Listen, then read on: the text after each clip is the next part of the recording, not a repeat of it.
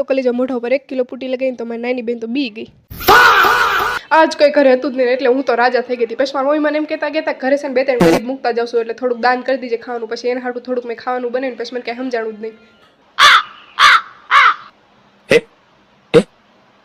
અને તાતો મને યાદ હું તરત જ તે અમારી શેરીમાં છે ને થોડાક દી પહેલા જે કૂતરી વિયાણી હતી હું તરત જ છોકરાને રમાડવા મતલબ એને ગલુડીને રમાડવા ગઈ ત્યાં જોયું તો મસ્ત મજાના હુતા હતા. થોડી જ વારમાં એને માએ એન્ટ્રી મારીને તો મારે ગેટ બહાર એન્ટ્રી દેવી પડી. આગું જ પડે ને એવડો મોટો કોટ પહેરીને ગઈ હતી અને માને એમ થતું છે કૂતરા પકડવા વાળી એવી શું. અને તાતો જ મને યાદ આવ્યું કૂતરા જેવી મારી બેન જો કેવી ચોકલેટ ખાય છે જ્યારે રોટલા ખાતી હોય. અને થોડી જ વારમાં એને પનમાં ક્યાંથી હાથમાં ઉડતી એવી તો એને જાણ સુપર મોડલ જેવું ફીલ થતું હતું ને દોડવા માંડીને મને દાંતે રહેવાનું નહીં. પણ હું પાછી મેં પણ કહી દીધું માલણ તું ઓકાત મારે.